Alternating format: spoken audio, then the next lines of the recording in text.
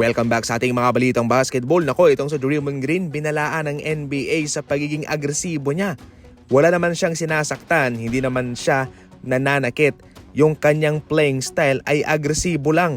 Pero winarningan siya ng NBA na dapat hinay-hinay lang daw. Ganito na ba kalakas ang Golden State Warriors sa ngayon? Ganito na ba kagaling itong sa Draymond Green? Gayong siya'y binibigyan ng babala ng liga na maghinay-hinay lang. Alam natin sa buong career ni Draymond Green, siya'y isang agresibong manlalaro. Lahat ay gagawin niya sa kanyang team para ito'y matulungan. Hindi naman siya nananakit. Wala naman siyang binabangga. Yung kanyang ginagawa mga idol ay agresibo lang sa pag-aatake sa pinta. Yung kanyang paglalaro, puno ng enerhiya. Pero binigyan siya ng warning ng NBA. Ano kaya ang ibig sabihin nito? Ganito na ba ngayon ang NBA na kapag ginagalingan mo, na kapag agresibo ka, ay dapat sabihan kang wag lang. Dapat bawasan mo yung pagiging agresibo mo. Definitely mga idol, hindi po tama yan kasi bilang isang manlalaro ay gagawin nila kung ano sila di ba? Kung saan sila magaling. Pero dapat wag mong pigilan. Pwede mo bang sabihin kay Lebron na sa sobrang galing niya ay wawarningan mo na wag mo masyadong galingan, Lebron, hinay-hinay lang? Para sa inyo mga idol, ano ang komento ninyo sa sinabing ito ni Draymond Green na nagkaroon siya ng warning galing mismo sa NBA? I-comment lang yan sa comment section.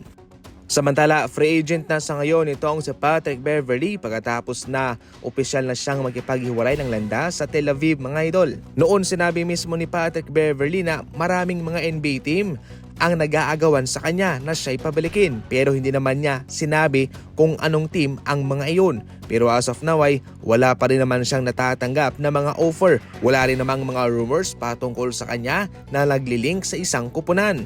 So definitely sa ngayon ay opisyal na nga siyang free agent at pwede siyang kunin ng mga NBA teams. Pero mga idol, worthy nga ba na siya'y kunin pa? As of now si Patrick Beverley ay hindi naman siya nakapagbibigay ng mataas na numero para sa isang kupunan, yung kanyang depensa lamang. Minsan ay nagiging sakit pa siya ng ulo para sa kanyang team na gumagawa ng mga bagay na hindi naman dapat gawin.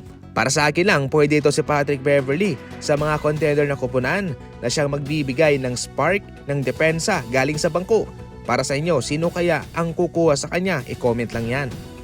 Hindi nakapaglaro si Kyrie Irving mga idol sa kanilang pinaka-latest na laban dahil yon sa kanyang shoulder injury.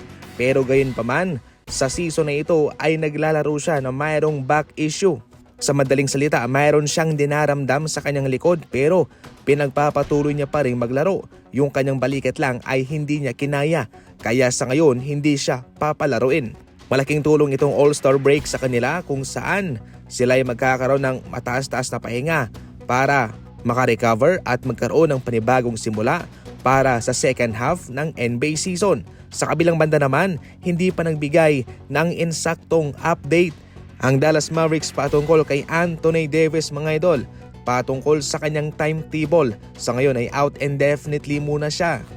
Kahit na parang minamalas ngayon ang Dallas Mavericks, especially yung kanilang GM at yung kanilang owner patungkol sa Luka trade, kahit papano kanilang naipanalo pa rin yung 4 sa kanilang huling 5 mga laban.